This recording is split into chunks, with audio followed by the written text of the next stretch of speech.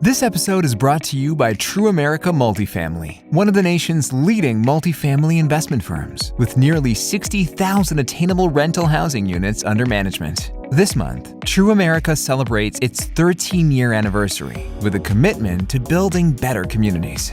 On today's episode, Jon Dracos, Vice Chairman of InvestCorp Real Estate, and Matt Ferrari, Co-Chief Investment Officer and Head of Acquisitions at True America Multifamily, both join Bob on the podcast.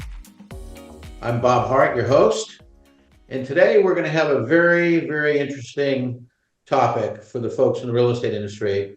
We're going to talk about world-class mountain climbing, what it means to a person's development, and how that could affect their thinking about their own real estate careers. And I've got two very special guests here with me today. First, I have Jon Dracos. Welcome, Jon. Hi, Bob. Good to see you. You're all dressed up in your suit there, Jon. I am. I'm in the office today. Well, Jon is a very dear friend with a lot of experience in the industry. He is he had been the chief investment officer. Now I think he's Jon, is your official title vice chairman, or what's your official title now? I have two titles. One is vice chairman of InvestCorp Real Estate. I was the founder back in 1995, and then executive chairman of the investment committee. So two hats there. You've had a 30-year career with InvestCorp. I have. Yes. And that was followed by a stint with George Soros. And I think the first part of your career was in banking, a chemical bank. Way back in the early 80s, I went through the chemical bank training program, which was 9 months back then. I think it's literally 6 weeks now. Then eventually went back to grad school, got my MBA, left there and worked at Jones Lang for a while. So I'm a Jones Lang alum as well, too. Move over to Soros. That was relatively short-lived, and then made my home. And he wasn't defunding the police then, was he? They were not. So this was pre-defunding the police, and then moved over to InvestCorp Real Estate. Really, like I said, started it back in 1995. So it's been a 30-year run here. Oh, we've known Jon since the beginning of True America, and he has been our largest investor in our joint ventures, and very proud to have him on as a guest and his firm. And we're glad to be associated with them in full disclosure of the relationship. But Jon's been quoted in a lot of journals. He's an expert on international business, and I think you'll find his input to what we're going to discuss today very, very valuable. My second guest is none other than Matt Ferrari. I think I'm a little prejudiced because I found this guy Matt, how long's it been now? It'll be 9 years, 2 weeks from now, Bob. And it's been like climbing a mountain of sorts, right? Yes. Slow and steady, sometimes fast and steady. And you were what, 33, 34 then? I was 33 then, yeah. And your hair is still dark, I see. It is, we're just still going strong. And one of the hallmarks of meeting Matt after his, growing up in property management at Archstone and later investments, and then being part of Avalon, was he exuded a youthful exuberance that we needed at True America. And the first time I met him, I couldn't help but noticing that we were in Manhattan and his shoes were brown. And it just made me think that maybe I was out of step, literally and figuratively, with what people like Matt who are under 40 were doing to show their style. So does that I recall that. I recall that vividly in New York, and now you're wearing cloth. Now you're wearing cloth shoes, I think. Well, it's we're in Miami, so it's a warmer climate now, Bob. So I've evolved with the temperature. No different. Jon, is that from New York, Jon? I want to hear Jon's opinion on that. On the brown shoes? Brown cloth, is that? I think the cloth might be a bit more of a Miami thing. You'll give him a hall pass. I'll give him a hall pass on the cloth. I don't see that a lot on Park Avenue where our office is. But I do see more brown shoes, Matt. So you might have been a trendsetter there. Yeah. See, So, in all due seriousness, Matt has been the inspirational growth behind our company. He joined in 2016. The company had only been 3 years old. He led the expansion of the company throughout the Northeast, the Mid-Atlantic, in the Ohio River Valley, the Southeast, and Texas, and in a big way in the state of Florida. And Matt, you've presided over 22,000 apartments in the eastern central US, and you've acquired over 10 billion in multifamily, totaling about 47,000 units that we have bought and sold, many of which we did with Jon. And well, fun fact, Bob, the very first deals that yeah. I kind of led the acquisition of, our joint venture partner was Investcorp, and I was driving around with Jon in Orlando with his team, and that was my our first acquisitions that I worked on. So it was actually with Investcorp and Jon.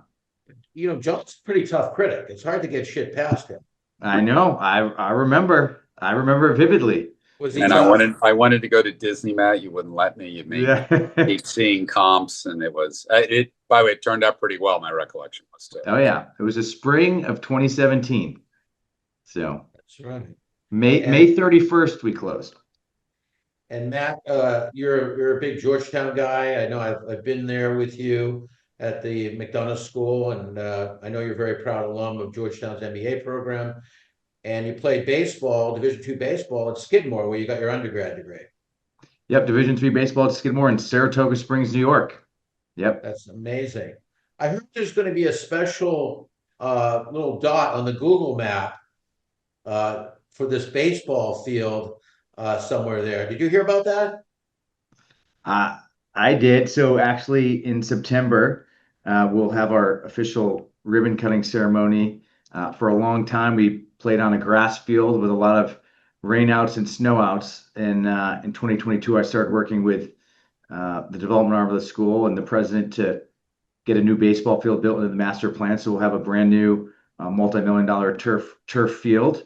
I made a lead gift to get that going, and the school came back to me and suggested that we call it Ferrari Field. So that'll be official come September. I was just there 2 weeks ago. The field's almost complete. So very exciting. It's amazing. You have an amazing dedication to Skidmore and to baseball, and I am very, very proud of that, Matt. So that's fantastic. But now let's get into this whole thing about mountain climbing, which is a very serious hobby. It's a living for some people that live in foreign countries. There's a whole industry around it, and there's a whole lifestyle around it. So I'm going to go back and forth with you and Jon, and this should be a very fluid conversation. And Jon, feel free to ask questions to Matt himself. But Matt, you began your journey starting with, call it climbs that were in the sort of 10,000 to 14,000 foot range. And really, since I've known you, it's really been going on for some time. And that has led to the initial, I'm going to call it the trial summit of Everest, and then the real summit of Everest. Yep. Yeah. So May 27th fulfilled a dream of mine that for a long time I've never thought was even a possibility in reaching the summit of Mount Everest. So just a couple months ago, sometimes it's hard to believe it happened, but I think my real exposure to the mountains happened, call it between 2011. I lived in Denver with Archstone, got exposed to doing the 14ers, and then I think what really triggered me into climbing was reading the book Into Thin Air around that time, which of course you'd think would deter people. What's that? It was a scary book. Yeah, you'd think it would deter people from climbing, Jon, but nonetheless, actually, it came out that book made climbing Everest more popular than ever. And so that's when I signed up to climb Mount Kilimanjaro, which is in the 19,347 feet range, and did that in 2014. So it was my first time dealing with altitude, but not technical climbing, really just high altitude, trekking, if you will. And that kind of gave me the initial taste for what's become, some pretty big mountaineering. Amazing. How many days up and down, Matt? So I did the 6-day Rongai route in 2014. So, because you also did Kilimanjaro, John. That was how all of this started for me. Yeah. Like you. So That we're was, by the very way, similar. Track it was Kilimanjaro, isn't it it? was a long time before you, but Yeah. it was in the 90s. But I started really on Kilimanjaro without thinking. I had a slightly different experience. I was watching some National Geography. This is going to show the way you think probably when I was in my 20s. John, you started with Kilimanjaro. That's about an 19,000 foot peak. Is that right? It's a little over 19, and there's another part where you can get up about another 1,000 as well too. So It's somewhere a between 19 long and 20. trek in, as I recall, too. It takes about 5 days to a week.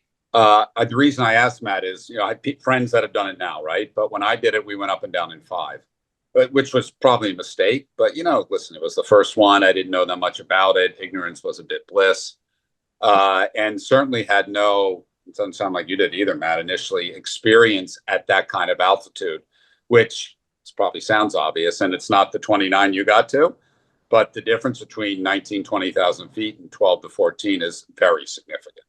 Huge. So Huge. I started it with watching, some National Geographic thing on Africa and learned about Kilimanjaro, and I'm like, oh, I should go try and do that. So I wasn't as planned. It kind of came up, and I went with a couple of friends. And again, it was a 3.5 days up and a day and a half down. Like you said, Matt, it was not the most technical thing we did was probably bouldering for part of it, but it was hard. I remember that too. No oxygen. Let's just take a step back for both of you.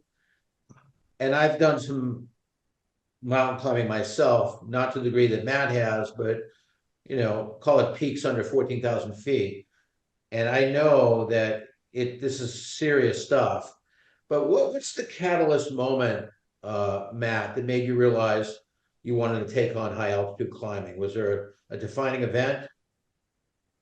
Well, I think you reading into thin air. I think it dramatizes it, and makes it look, amazing. I think what attracted me to climbing was the ability to kind of see the world, but do something different.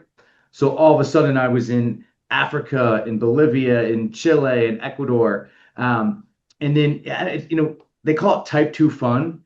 You're doing it, and you're sort of miserable for part of it. But then you reach the pinnacle of the summit of whatever mountain you're on, and you're coming down. And while you're doing it, there's many times I said, I never want to do this again. And then on the way down, I'm like, that's amazing. I can't wait to book the next trip.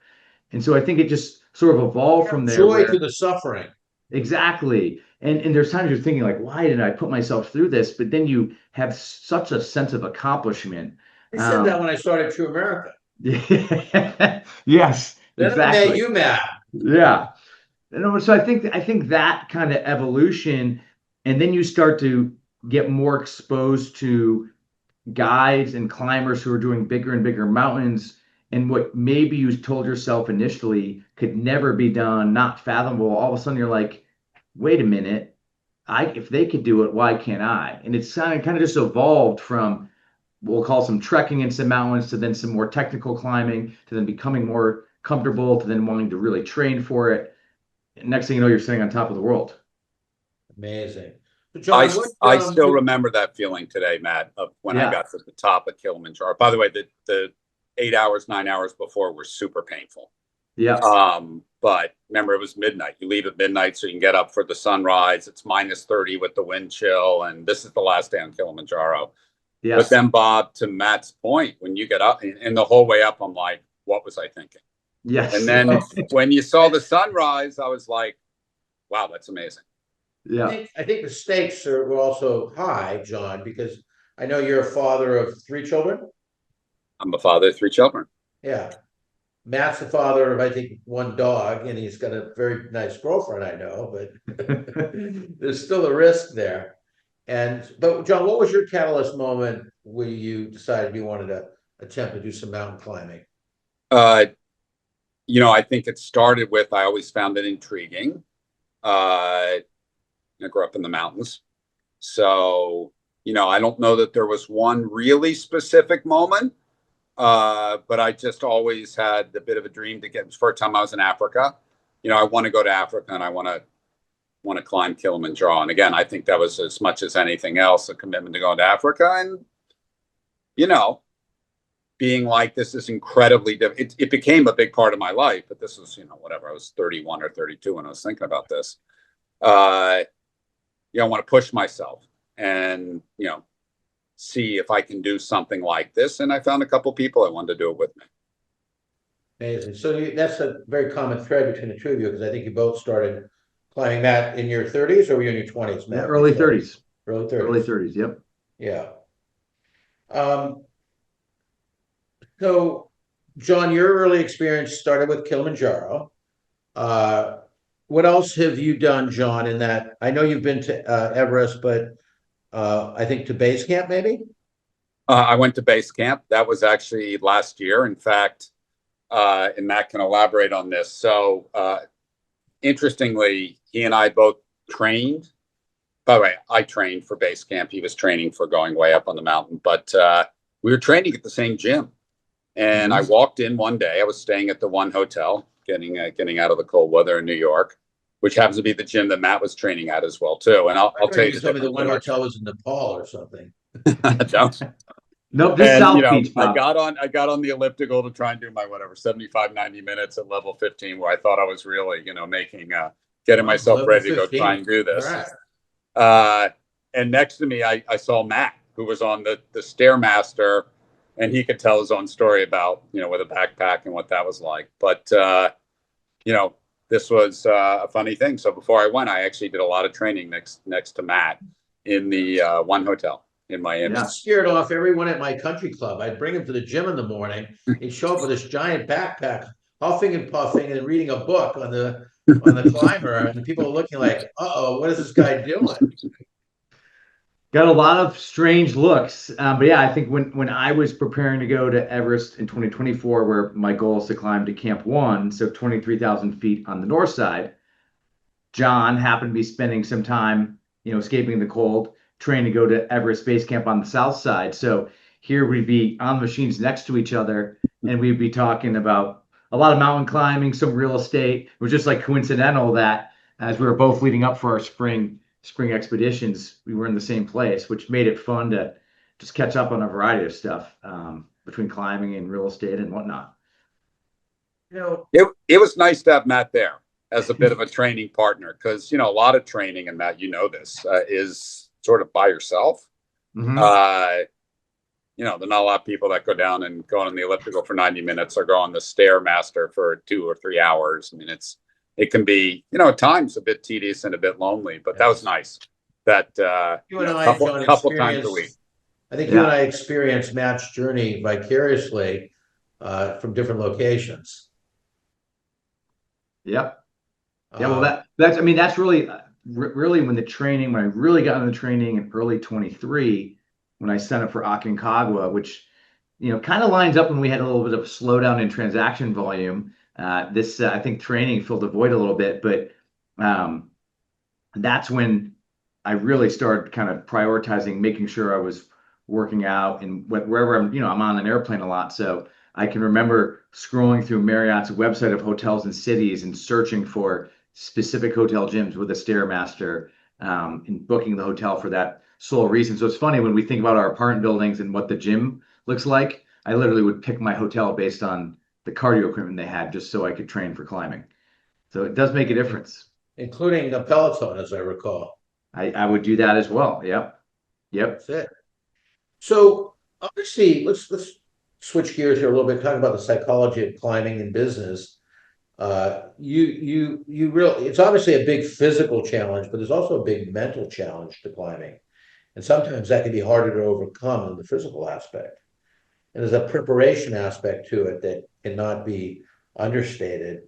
But talk a little bit about that for a second, both Jon and Matt, how you think about it. I'll I'll take the first step. When you're going to do something like this, and again, what Matt did this year was amazing, but we also trained a lot for it as well too. I think the first comment, and I relate this a little bit to sort of business or being in the business, is there really is no halfway. And Bob, you and I have talked about this just related to you running True America and InvestCorp, and you need to be all in. I mean, this isn't one of those, halfway things if you want to really enjoy it. And Total commitment. Total commitment, you were saying. and during that whole base camp thing I did over 12 days, I really enjoyed it. I felt good, and there were a lot of people on that, and you saw, Matt, when you were going up, that were not enjoying it at all. So you kind of got to be all in. You really have to train, and you have to really kind of prepare. And I think the people I've worked with here at InvestCorp, I keep encouraging them. You got to be all in. You got to be ready. You got to, when you don't want to do it, you got to do it anyway. And I see some analogies there with whether it's, market research, investing, fundraising. You got to be all in and you got to be prepared. Yeah, and that's critical. Matt, what's your thought? I think if you want to be successful, whether it's in business or climbing or a sport, you've got to fall in love with the process. So I think, to Jon's point, some of the process of preparing for mountaineering is very tedious and one might think it's boring. I actually looked forward to going to the gym, and there were days I would have 6 hours on a Stairmaster. And I really loved it. Now, I did some things to break up the monotony, read a book, podcast, etc. But, once I got really into it and I saw a little bit of success or improvement, I really fell in love with the process. And I think just consistently showing up in anything you do, and you can be very results focused or you can be very process focused. And I liken to my college baseball days when I was learning to become a reasonable, decent hitter. In the beginning, I was so focused on where the ball went instead of focusing on how my swing was. And what you started to realize that if you had bad process or no process, you sort of really were just getting lucky with your results. But if you could have a good process and then fall in love with that process, it made following the process quite easy, particularly for something like mountaineering where it's such a grind day in and day out. And so I think when relating it to business, whether it's our acquisitions team, our asset management team, it's creating a structured process that we can follow, and then just being in love with the process itself, I think ultimately will lead to success because you'll be excited about doing it. And I think that, really translates to preparing for mountaineering, which, to Jon's point, you can suffer a lot incrementally in preparing and training, or you can just show up on the mountain and suffer a ton all at once. And I think those that are prepared, they choose to suffer, incrementally rather than be in full suffer mode the whole time. And that's not to say I was not suffering on all these mountains, and I'm sure Jon was also, but we weren't suffering as much as probably most of the people we saw because of that preparation and that love for the process. There's a combination, I think, in preparing, but there's also a combination of a little bit of luck, of timing. I mean, we've lost not a lot of lives, but I think there's been, what does it matter, over 200 lives lost on attempts to Everest? I think now on Everest, there's over 300 people that perished. I saw 3 of them. You did, I know that. And I want to come back to that. But I think Krakauer's book was a very hard thing to read because of the difficulty associated with the decision making that led to a very bad result, as I recall. Absolutely. Now, were those people any less trained? Or just bad luck? I think that story is a combination of things. I think the weather issues in 1996, it would be far more challenging to encounter today. I think the weather forecasts are far superior and just more accessible. I think the gear and equipment is certainly improved, but I think the big thing is that today, I just don't think most people would have been in that weather And so a lot of that could have been avoided. Doesn't mean bad things don't happen, but I think again, that's the beauty of mountaineering. It's very different than maybe running a race or whatnot. You have to be in amazing physical condition, but you need everything else to align, right? You need good weather, you have to be feeling well. There's the dealing with the altitude. Right now it's K2 season, the second tallest mountain in the world, and the reports from K2 Base Camp is that the weather's been terrible in the Karakoram in Pakistan, and on some other 8,000-meter peaks they're not summiting. So you could have been best prepared, best trained, but if the weather doesn't cooperate, you're either taking a big risk going up in dangerous weather, or it's just not going to happen. And that's what makes it exciting. Look, if we all knew the outcome, if the outcome was assured, what fun would it be? And I've had to, and by the way, I've been on, close to a dozen mountains. I've had a couple where I had to turn around. We weren't successful. But you did Failing. so based on intelligent decision making and good judgment that it just wasn't going to happen. It's no different than dropping a deal. Exactly. Which we don't do at True America, but yes, it's no different than Just that. be clear. We haven't dropped a deal on you, John. Come on, we never. Just to be very I think clear, we're doing a deal with John right now, aren't we? You are, and you're not dropping. You better not drop that deal, Matt. Come on. Exactly. We're You know, buying and I time. just, one of the things I think Matt touched upon, and I'm going to give a U.S. example because I just went through it on Memorial Day. So I've been doing other climbing as well too. But I think one of the things and one of the reasons, the kids and my wife have supported this is you have to know when to say, I can't do that today. And it's disappointing, but I think you have to be pretty sober and pretty thoughtful about the risks that you're going to take. And Matt, you and I have talked about this when you're up on Everest, but so I'm going to give a quick story about something that happened to me on Memorial Day this year. So I went to climb Mount Washington. It's in New Hampshire. So we get That's a big snow-capped mountain. Yeah. So I get to like a third of the way up, and there's a cabin, and it literally has a plaque to the 160 people that have died on Mount Washington since 1950.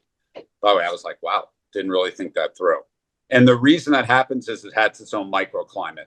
Yep. So we're climbing up. There was snow the night before.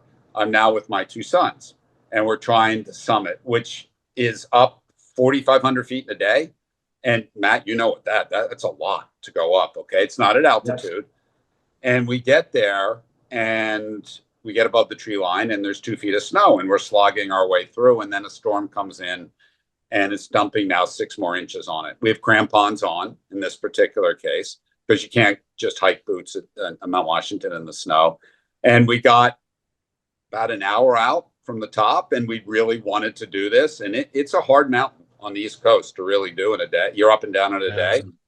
And I actually said to my sons, we need to turn around. Which, how far away were you from the summit, John? We were less than an hour. But what time of day was it? It was up there. It was probably 15 to 20 degrees and snowing. And you couldn't see to get back down. That was really the problem as much as anything. It was like whiteout conditions? It was whiteout conditions. And yeah, I think I sent 1 or 2 pictures, before the whiteout came in. And, that was pretty disappointing. That was something we've been talking about for 6 months and working on. And they were training because it was a big up in the day. But, as my wife said to me when she got back, sometimes you just can't keep going. And, I think there's some analogy in business occasionally in that as well, too. You can try as hard as you want, but if the conditions aren't there, sometimes you have to just. As you're speaking, John, it makes me think about the journey of Frank Wells and Dick Bass in the book 7 Summits. And I believe what happened there, Frank Wells, God rest his soul, he passed away in a different accident, a helicopter skiing accident, who was the president of Walt Disney Company. He and Dick attempted Everest, I believe, at least twice. And the third time, his wife said, either it's me or the mountain. And and I think Dick Bass made it solo the third time. But there's a lot of teamwork, there's a lot of mental anguish, there's a lot of family issues that go into these kind of expeditions. Yeah.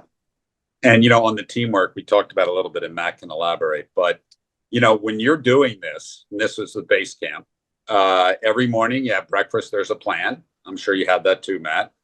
All throughout the day, you're constantly communicating. How are you feeling? Let me stop, and this is even not quite in the conditions you were in when you were trying to summit, Matt, and I want to hear more about it.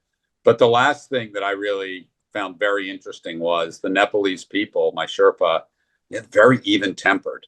And, I think that was the exact right thing. You didn't need any more anxiety, or you didn't need any more, conflict when you were trying to do this. And I think anybody that's been over and hiked in the Himalayas can understand what I mean when I say, the Sherpas are just so even. Thank goodness. There's, and Matt can chime in on this, tremendous teamwork is what I'm hearing here. Tremendous communication, a lot of correlations to running a successful business, whether it's fundraising in the Middle East, like InvestCorp, or doing a lot of underwriting and deal making, which we do. There's just so much preparation and so much communication. Matt, what was your take on your relationship with some of the Sherpas through your clients? Yeah, so I'd say that just so the guide company that I climbed with, which this was my 9th expedition, so I've been all over the world with them. Alpenglow expeditions out of Tahoe, led by Adrian Ballinger, actually Georgetown undergrad alum. If you just think about the logistics of getting a bunch of clients up to the summit and down, I mean, the thousands upon thousands of pounds of gear, food, equipment, oxygen bottles. I mean, the stacks of oxygen bottles we had at certain camps was just remarkable. A large Sherpa team who was, you just talk about the backbone of a mountaineering expedition. Their physical capabilities are just unbelievable at altitude, carrying all those extra loads. But I was really impressed with, and you don't fully appreciate, I didn't fully appreciate climbing with Alpenglow till I observed other companies on the mountain, just how organized and diligent they were with their process. Yeah. Every single one of us had a radio. So we had to radio anytime we left camp. Every time we changed oxygen bottles, we had to radio what our, bar was remaining in that bottle. There was a tag system in every oxygen bottle to know if it was, completely empty, full, or partially. And just the focus on how much focus was on safety. We had a doctor on call 24/7, an high altitude doctor.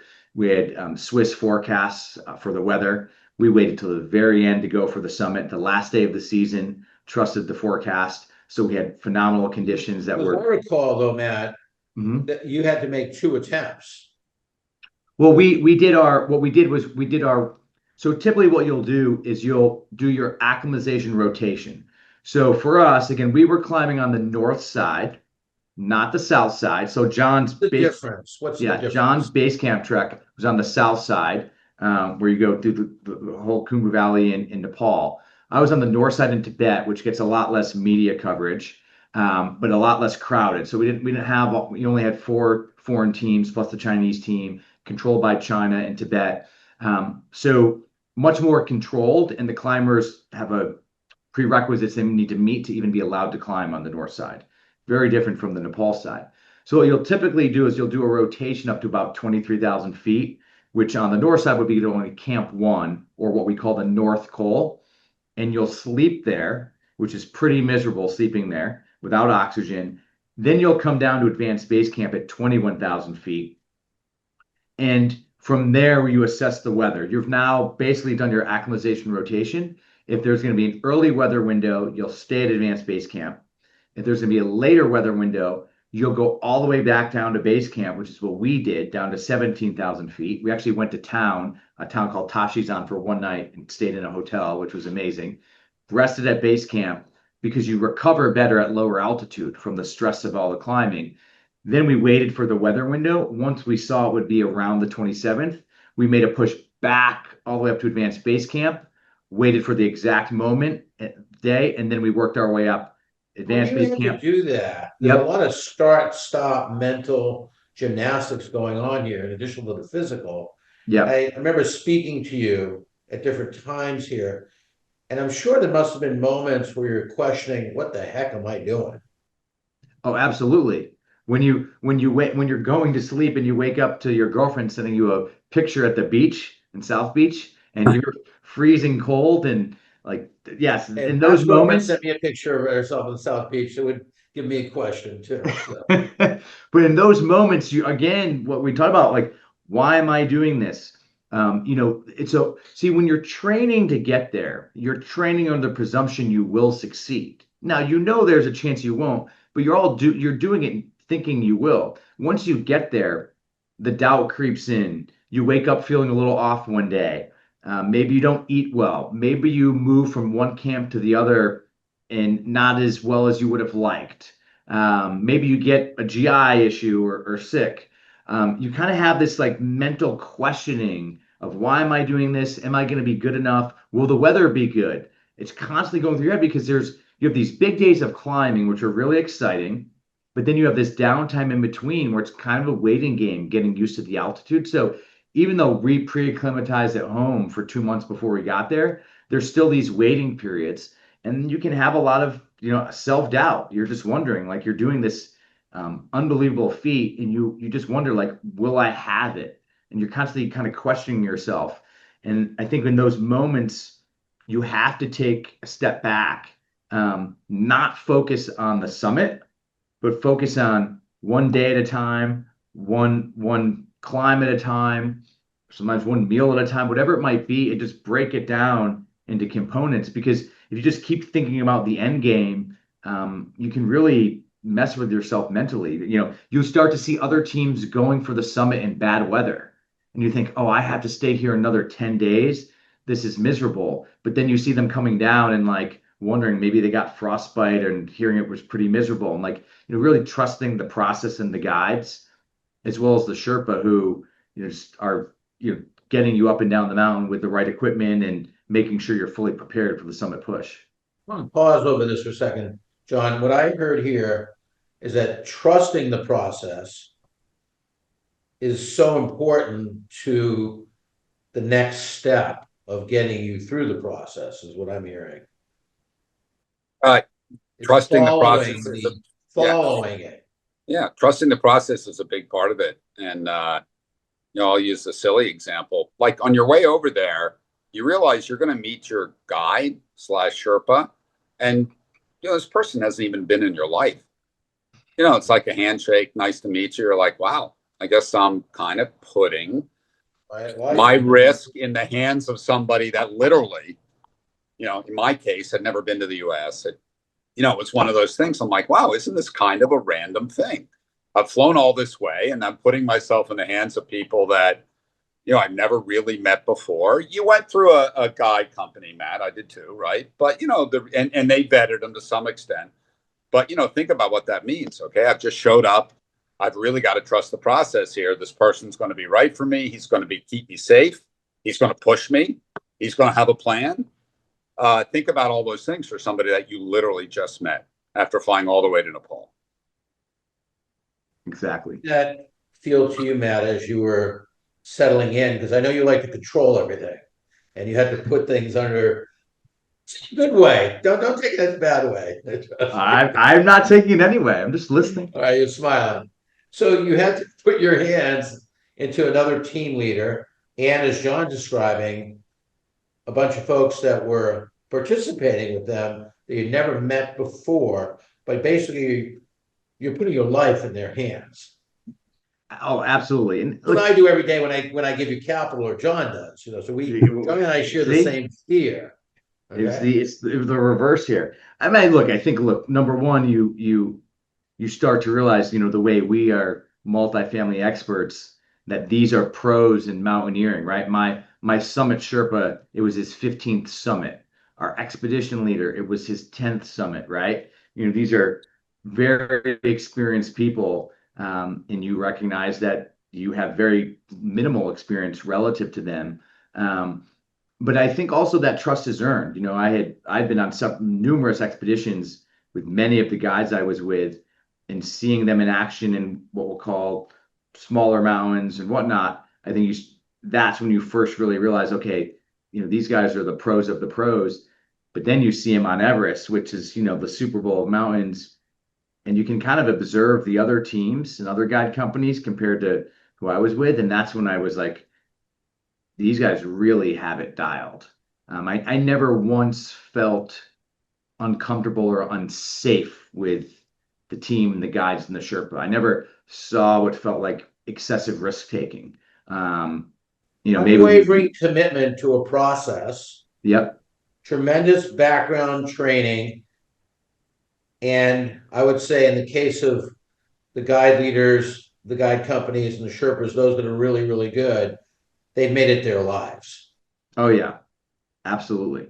And it really, I mean, for the Sherpa community, mountaineering it's changed the life they could even live. My Sherpa was able to send both of his children to the Edmund Hillary School near his village. His oldest son was now going to university in Kathmandu.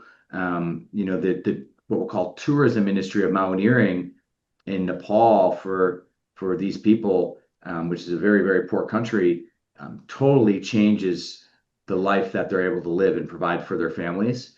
I mean, it's remarkable to see what it's done for them.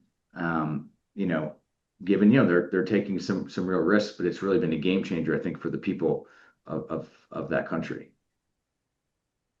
Been on a lot of long journeys, I know, as a business executive. You travel the world, particularly the Middle East, and it requires a lot of tenacity and, being able to deal with setbacks, and a little bit about how, for you, the climbing you've done, the process has those parallels to what you do in business.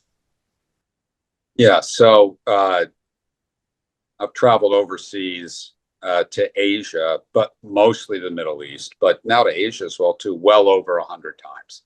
I think we were trying to count it up. I could be closer to 150. Okay. And, I give you two observations, which are kind of like when you go and try and do some of the mountain stuff with, going on a roadshow or business or doing these kind of, extended overseas trips. Of course, before I went, we got either the fundraising team or whoever was traveling with me. And, we went through the whole script of every day in a certain sort of way. And I think my first thing is, I don't know if we ever stayed on script. So I know we were ready to go on script, but you had to be extremely flexible in terms of the direction that your day would go, because you could have a meeting canceled, or you could have 3 more jammed in, or the person's like, I want to take an extra 30 minutes. And now you're like, how am I managing the rest of my day? So, when you take those overseas trips, a good company like InvestCorp scripts it all for you. And then by, you're 3 hours in and it's completely unscripted. I would draw a bit of an analogy with the mountain thing, Bob, because, they always have a plan, but, the squall coming in on Mount Washington, it becomes there are times where it's not really scripted and you need to just figure out what's next in terms of what you're doing. Yeah. And then the second is, and anybody that's been in real estate and has been had partners, great partners like True America, great partners like people that have given us a lot of capital. You have to be patient. I think a lot of people think I went twice and therefore, we should be concluding something at this point. I've learned taking all those trips that, sometimes you got to go 12 times. And that's, and the patience can be a differentiating point. It really can. I mean, you can't give up on it. You have to go back again. And, Bob, you've been doing this now for the last couple of years as well, for a long time, and especially for the last 2 or 3 years, overseas trips, you have to be patient. You're doing these kinds of journeys on the mountain, you have to be patient. It just is, Matt referenced that, obviously, when you stay someplace and acclimatize for 6 days. Flexibility, a lot of trust building, a lot of team building. Matt, talk a little bit about, I know there was a moment, because I remember communicating with you, and I forget at what altitude it was. It was above base camps, and I think you were at 25,000 feet or so, where the trek was becoming very, very difficult, and it was creating a moment of uncertainty for you, and it was due to I believe, a failure in your equipment. Talk about what that was like, what you were thinking about at that moment, and so forth. Yeah, so we were at Camp 2, which What is elevation is that? Camp 2 is about 25,000 feet. So just ballpark Camp 1, 23, Camp 2, 25, Camp 3, Not a 20. camp, to the rest of the world, we think of like a resort, okay? No, Tell me this what would a camp be is. a pretty steep slope with rocks and snow. And there was probably 8 or 10 tents scattered on whatever you could get kind of flat so that you weren't like sleeping. And if you walked out the tent, like you would want to get hooked into a rope pretty quick because if you slipped and fell, you would go way down the mountain. That's what the camps above Camp 1 are, which would be Camp 2 and 3. Okay, so I want to come back to that, but tell the viewers what happened and how you Yep. dealt. Yeah. So it's super windy. The plan was to go from Camp 2 to Camp 3 on 26. So then we'd be stationed at Camp 3, which is about 27,000 feet, now in the death zone, to then go for the summit that morning. And the What do they forecast call is it, the death basically zone? the death zone it's a nickname for, call it 8,000 meters plus. It's calling the closings with John the death zone. You either had to get through them or you didn't. I'm So kidding, John. they Love it. call it they call it the death zone because if you stayed there without bottled oxygen for an extended period of time, you would eventually die. You just the human body cannot function. You had to do what you had to do in a limited period of time. Yes, you can only be there for a limited period of time without oxygen, or there's just not enough air to live long term there. And so moving from Camp 2 to Camp 3, you entered the death zone. And that movement, the forecast was for very high winds, call it 30, 40 km/h winds plus. So we knew it was going to be windy during the day, but sunny. And so the Sherpas had to pack up some tents to move them to Camp 3 and get there ahead of us because they wanted the clients to kind of have a tent to get in as soon as we got there. So myself, one of the guides, and two other client team members, were sitting in a tent, and we're on our oxygen that we were sleeping in the night before. We sleep in 1 liter flow oxygen at night, and we use 4 liter flow to move. So it's now time to do a bottle exchange in that tent before we're going to get out of the tent to make the How big move. is a bottle of oxygen at? So they weigh about 8 pounds. Oh, so they're large bottles. Oh yeah, they're like this long. You can't even see me on, but yeah, A tank of oxygen, really. yeah, it's a tank. Yeah, they call it a bottle. Yeah. Different from what you scuba with. So I had to change mine. We all change ours, and I changed mine. And we're kind of joking So around. you're going off the oxygen and you're shifting the regulator onto the next tank. Exactly. So Like a for a brief scuba period tank. of time, I'm not on oxygen, no big deal. And I was in, we're kind of laughing and joking in the tent, all excited and getting amped up to go to Camp 3. So I put it on, my mask back on. Everything's fine and flowing. And we're about 45 minutes into the climb, so call it maybe 25,500 feet. And all of a sudden, my heart starts racing. I get really hot. I look at my Apple Watch and I see my heart rate shot up to 150, which at that altitude was really high for me. I was in the low 100s. Shouldn't have been more like Yeah. low hundreds. Yeah, I was moving in the like 110 to 120s, which would, because you're at altitude, it's much lower than you normally would be for me. And so I now can't figure out what's wrong. One of my guides who I've been climbing with on many expeditions, he's about 100 feet up. He looks at me, he's like, "What's wrong?" I'm like, "I don't know. I'm kind of stumbling all over." He checks my regulator. There's a little tube, that shows that the air is still flowing. But for a reason, I was feeling awful. And in that moment, I thought, I must have bonked. What could have gone wrong? I must have to turn around. Like, how could this be? I was doing so well. I'm playing it all out, but I'm just trying to keep moving. For about 15 minutes, one of my guides and one of the Sherpa, they keep looking at my regulator. He's asked me, "What's wrong?" I go, "It must be the wind." Like, because I'm stumbling all over. He's like, "Dude, you were crushing it yesterday in the wind. Like, what are you talking about?" Yeah. Finally, he yells at me, and the wind is blasting. He says, "Sit down, sit down." He looks at my regulator, and it now shows that I have 0 bar. So he tightens it up.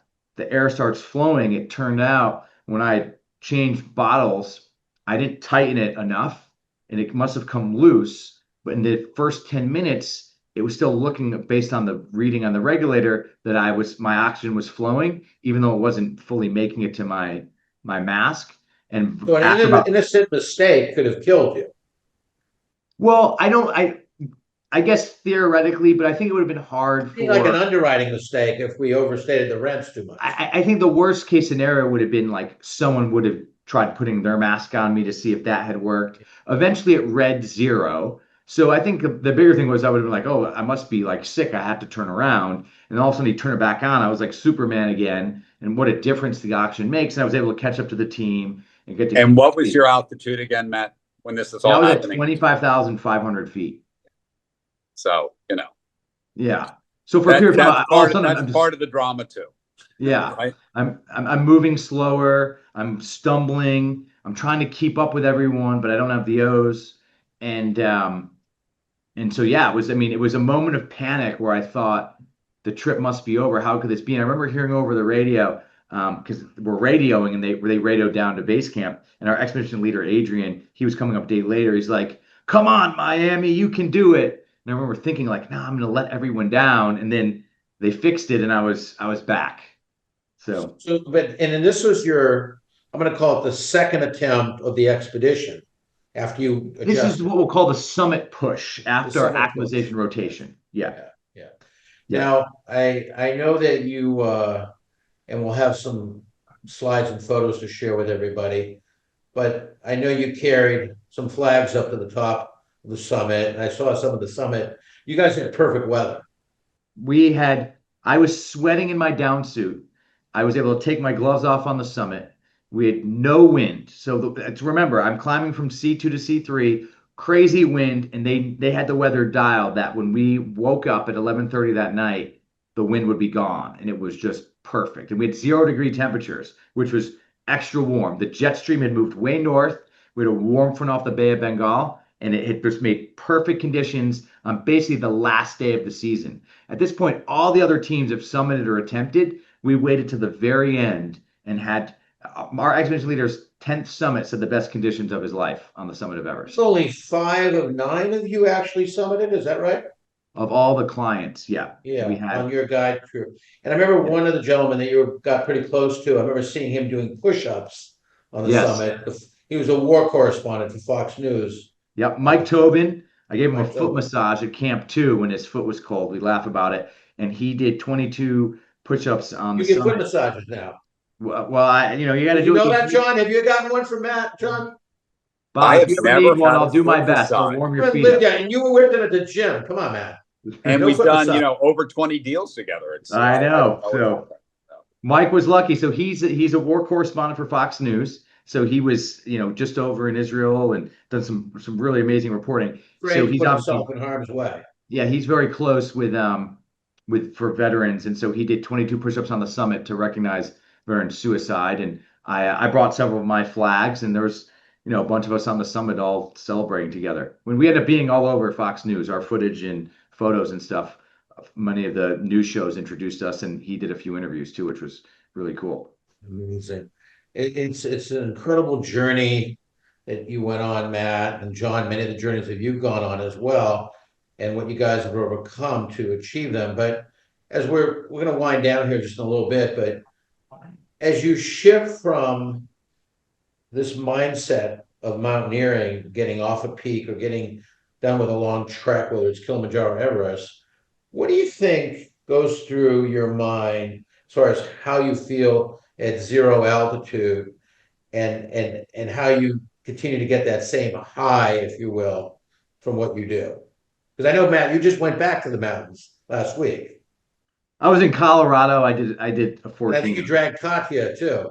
I did. I got her on her first 14er, and she was very happy till the very end. And we were able to stand on the tallest mountain of Colorado, which is about half the height as Everest. So that was my. Have you dragged her up there? What's that? I'm asking John if he's dragged his wife Robin. No.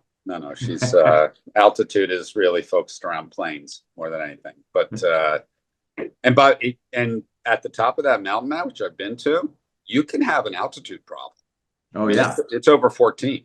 Yep. So that just shows you when you say it's half the way up Everest. Look, Matt, I think it's incredible. We talked a lot about it as you went through this whole thing.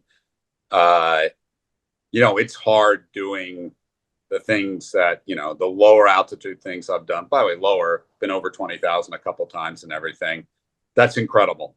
What getting up that far. I remember when I got to base camp and looking up, I'm like, man, like that's like another 9,000 feet or 10,000 feet going up. I mean, it's if anybody gets over in that part of the world, you can take a helicopter up to base camp and look up as well too. You don't even have to take the 12-day hike going up there. It was quite incredible, Matt. So good for you. It's that last Thank push that is so challenging. But let me just ask both of you one question here to wrap up. The title of the podcast is Building Better Communities. It's about leadership, but it's also about leaders that are doing things for the community. Jon, I know you sit on a lot of boards. You've been involved with Stern and a number of schools, and so we're going to talk a little bit about what this means to you, structurally, philosophically, how you're in your executive chairman years, where you have a little more time. I think you do at InvestCorp. What does it mean to you? Like, what legacy are you trying to create? Yeah. I'll tell a quick story, which actually was publicly speaking the other day, and kind of told the same story at an event that we were hosting. But, I've got 3 kids, as you referenced before. And one of the things I think my wife and I really tried to tell them is when you're fortunate enough, and we're all fortunate, the 3 of us, you have a bit of a responsibility to try and make the world a better place. And by the way, you can go doing it in a lot of different ways. We focused on medical research. We focused on other things like that as well too. And it's something I've shared with the people, right? and something I've shared with the people at InvestCorp. I'm like, don't forget to do that, because whether it's affordable housing, whether it's homelessness, with my wife and I have been involved in that as well too. You kind of owe it to people to make that a priority in terms of what you're doing going forward. And I told my kids, you're lucky enough to be part of this family, and you want to leave however you want to do it, be a teacher, right? There are many ways to make the world a better place. I think it's one of the guiding principles for, my family and for InvestCorp Real Estate. We talk about it a lot. And you also made that sacrifice for 3 decades, and all you've done for InvestCorp, and all the traveling and all the successful fundraising, and you've really seen the company's tremendous growth over that period of time. Yeah, they're not mutually exclusive. So, building better communities, I think is it's a concept, Bob, but you guys are an example of that too. You've taken the business to be quite big, and at the same time, made a commitment to the issues around building better communities. Try to do some good while we're doing well. That's kind of been our philosophy. So Matt, let's shift back to you here. In terms of your philosophies, I know you're involved in Georgetown and Skidmore in the development of our industry with young leaders, and certainly through your love of baseball, but maybe talk a little bit about that from your perspective. Yeah, so 2 things would, I didn't really think about it, the impact that mountaineering has on the local community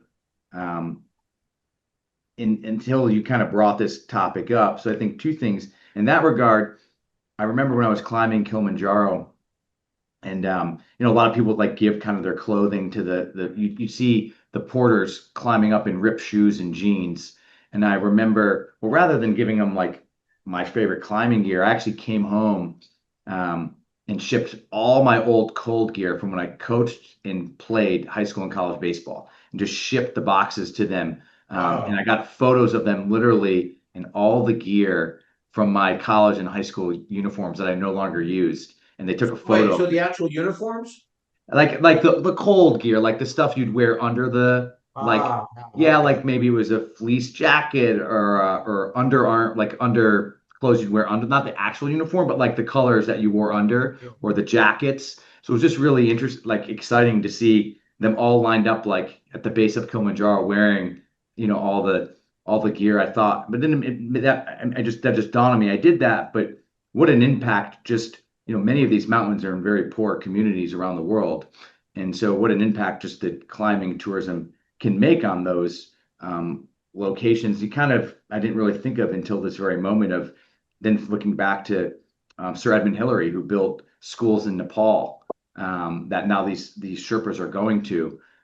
So anyways, that when you talk about building better communities, I didn't really think of it in that context till this very moment. But then me personally, Virtue of being involved, you're building a better community through all the right, which collateral again, I didn't, effects of doing it. right, and I didn't think of that at all until this very moment of like, wait a minute, like going on these trips in a way is helping build a better community, even though you're obviously benefiting, getting the experience. But I think for myself, you mentioned Skidmore and Georgetown. I think playing college baseball, that taught me, and preparing for that taught me to love the process in general, which I think is then transformed into my professional life, my mountaineering life, my personal life.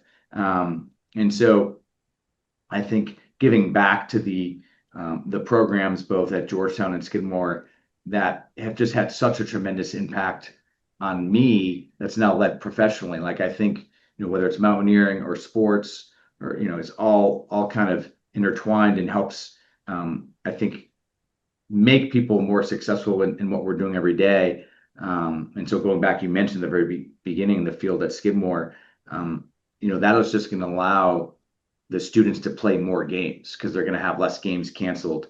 What I would have given to have had a field like that. But I think you start to look back, like, making a real difference. I think, the things I know Jon has done with ALS and things like that. You just start to look back at what's made a difference in your life. And I've actually, found it more rewarding, I think, to give money to those causes than probably anything you could buy yourself. And a wise man once told me, when it comes to giving, it only hurts for a minute.